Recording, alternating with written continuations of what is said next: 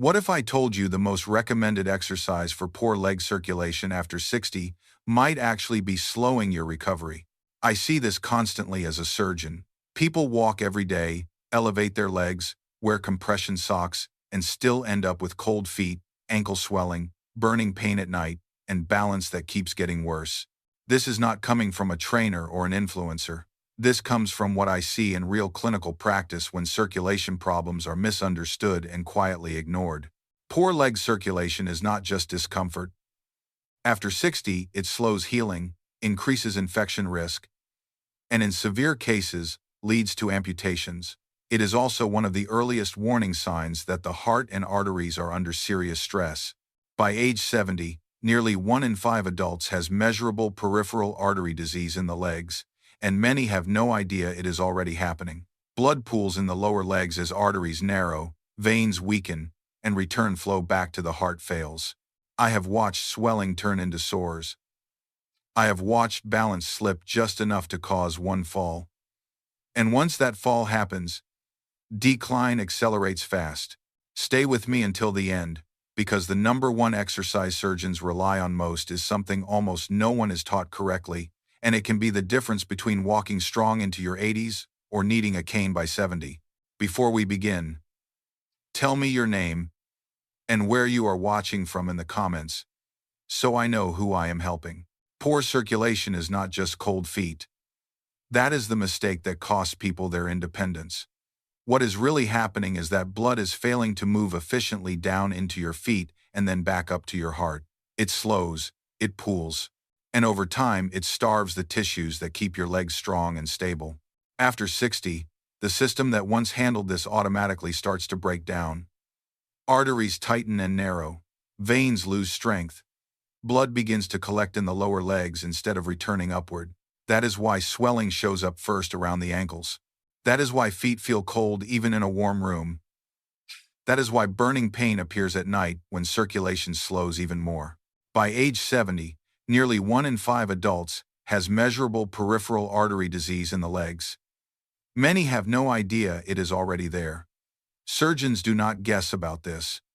We see it directly. We see what happens when circulation is not restored early. Swelling turns into slow healing sores. Sores turn into infections. Balance weakens. One fall happens. And after that, decline accelerates fast. This is why the usual advice fails so many people.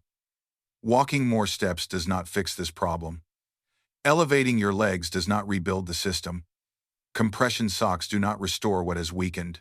Rehab is not about step counts. It is about specific movements that physically push blood back toward the heart. Until that happens, circulation problems do not reverse. They progress. Here is the piece most people have never been told. Your legs already have a built-in circulation system, and it is not your heart. Doctors call it the venous muscle pump. Many surgeons refer to it as the second heart. Every time certain leg muscles contract, especially in the calves, they physically squeeze the veins in your lower legs and push blood back up toward your heart against gravity. That is how circulation in the legs is supposed to work. When that pump is strong, blood flows. When it weakens, blood pools, swelling rises, oxygen drops, and healing slows. After 60, this pump weakens fast, especially if you sit for long periods. And this is where most people get misled. Walking feels logical, but walking relies heavily on momentum. Your foot touches the ground, rolls forward, and moves on. The muscles never stay contracted long enough to fully activate the pump. Blood moves a little, then falls back down again.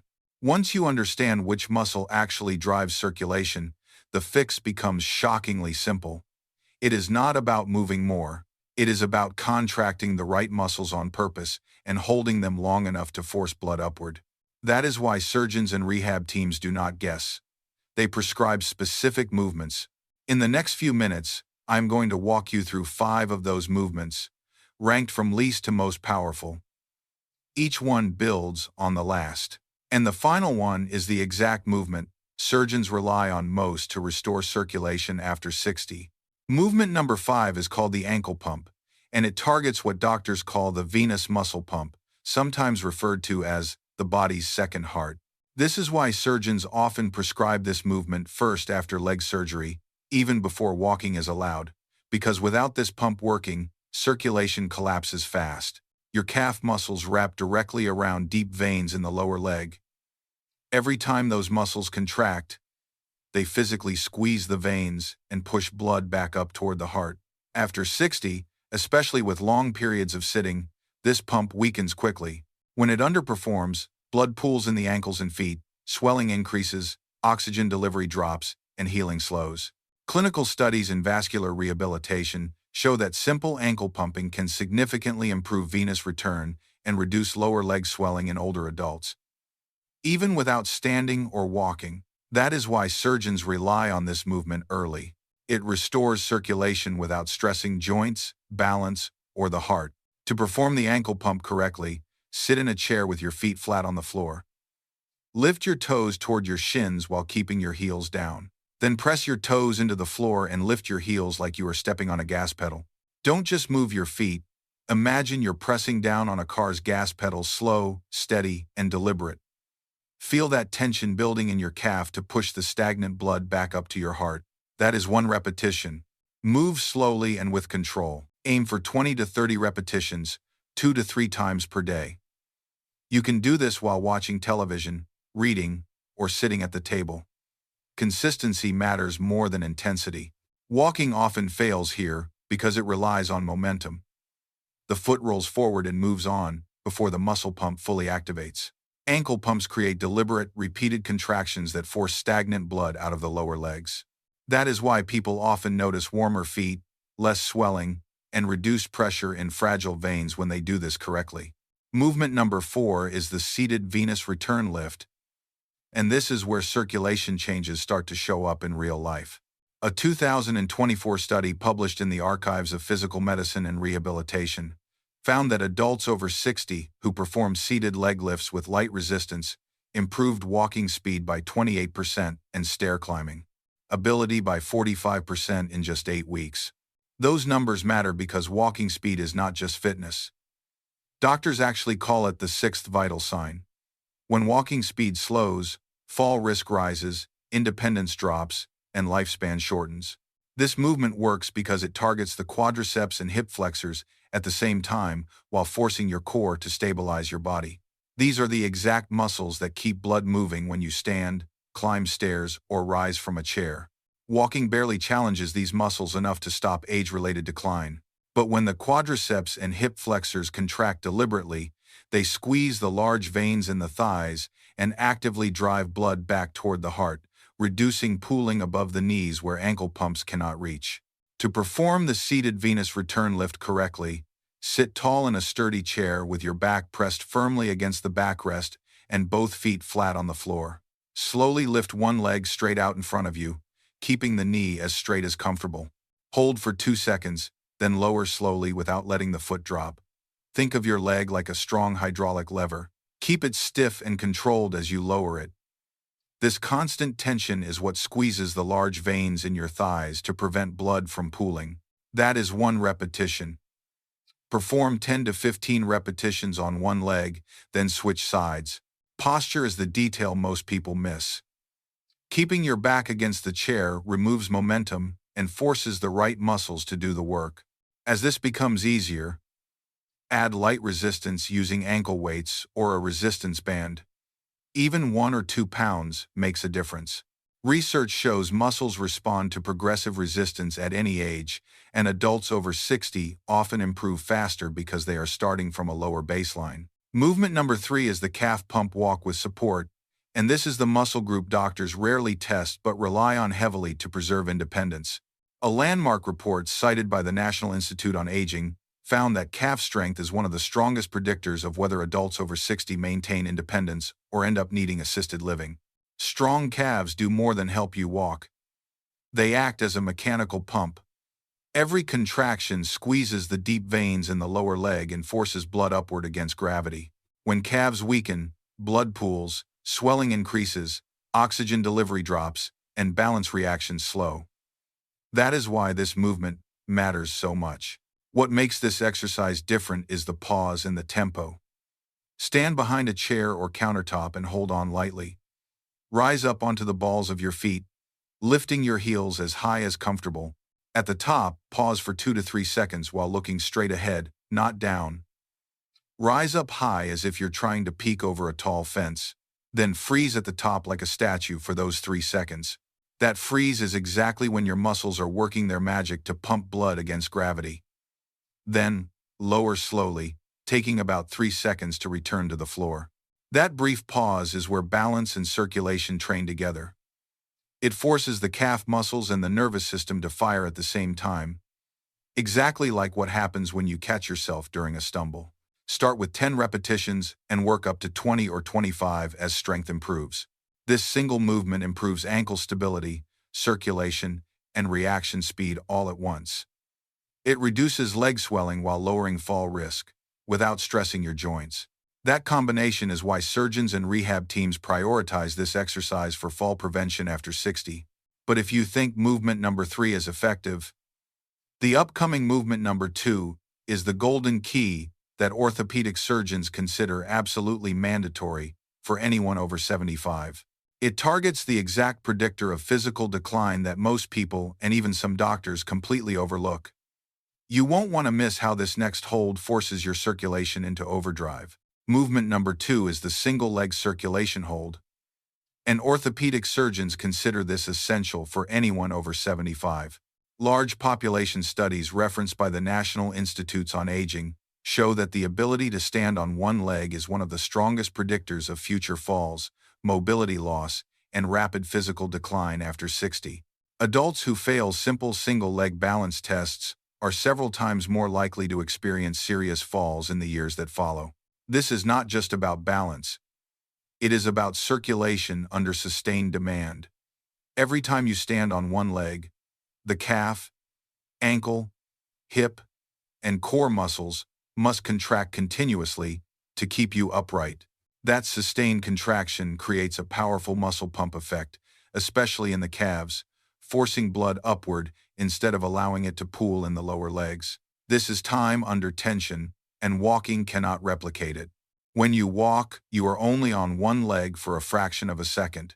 The pump turns on briefly, then shuts off again. Here is why this matters. When balance declines, people move less. When movement drops, blood flow slows. Swelling increases. Pain rises. Confidence falls. And that downward spiral accelerates circulation loss even further. This exercise interrupts that cycle. To perform the single-leg circulation hold correctly, stand next to a countertop, chair, or wall, and place one hand lightly on it for support. Shift your weight onto one leg and lift the other foot just 1 or 2 inches off the floor. Stand tall, keep your eyes forward, and avoid gripping the floor with your toes. Imagine a string pulling you up from the top of your head, making you grow an inch taller. This stability forces every tiny muscle in your standing leg to fire at once, turning your entire lower limb into a continuous circulation pump. Hold for 20 to 30 seconds while breathing normally. Then, switch legs. That is one set. Start with 2 rounds per side. As this becomes easier, reduce how much you rely on your hand until you can hover it without touching. Movement number 1 is the standing calf pump hold, and this is the exercise surgeons around the world rely on most to restore circulation after 60. When recovery data from vascular rehab programs is reviewed long-term, this exact movement shows up again and again because no other exercise activates the calf muscle pump as powerfully, as safely, or as consistently in older adults. Your calves are not just muscles. They are pressure pumps. When you rise onto your toes, those muscles squeeze the deep veins in your lower legs and physically drive blood upward against gravity. What makes this movement different is the hold.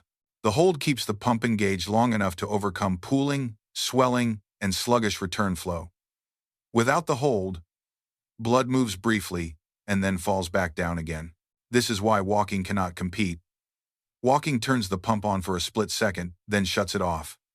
Ankle pumps prepare the system. Single leg balance trains control. But the standing calf pump hold actively moves blood and keeps it moving. That sustained contraction is what surgeons depend on most. To perform the standing calf pump hold correctly, stand behind a chair or countertop and hold on lightly for balance. Place your feet hip-width apart. Slowly rise onto the balls of your feet, lifting your heels as high as comfortable. Pause at the top for 3 to 5 seconds while breathing normally and looking straight ahead. This is the maximum squeeze. Visualize your calf muscles acting like a powerful piston, physically driving every drop of pooled blood upward. The longer you hold that peak, the more you overcome the sluggish flow that causes swelling. Now, let's do one repetition together right now. Get into position, rise up onto your toes, and hold it. 1, 2, 3. Feel that squeeze? That is the blood being physically pushed back toward your heart. This exact moment is where the magic happens. Then lower slowly, taking about 3 seconds to return to the floor.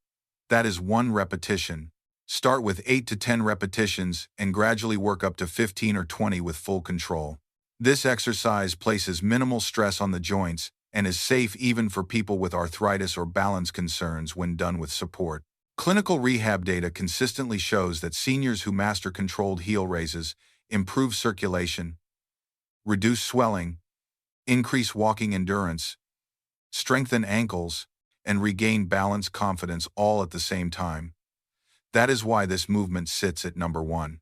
Walking is still important, you should keep doing it. But walking alone leaves critical gaps after 60. It does not fully activate the muscle pumps that move blood out of your legs, and it does not fully train the balance systems that protect you when you stumble. These 5 movements fill those gaps. Each one targets a specific breakdown in circulation and stability that walking cannot fix by itself. When combined, they restore blood flow, reduce swelling, and help protect your independence in a way step counts never will. The best part is how practical this is. All 5 movements together take less than 15 minutes a day. No gym, no machines, no expensive equipment. Everything can be done safely at home, using nothing more than a chair or a countertop for support.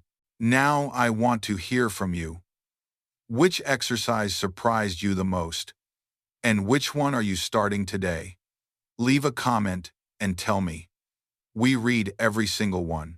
And before you go, let me leave you with this. Do you realize that with nothing more than a flat wall, you can build steel-strong legs faster than walking ever could?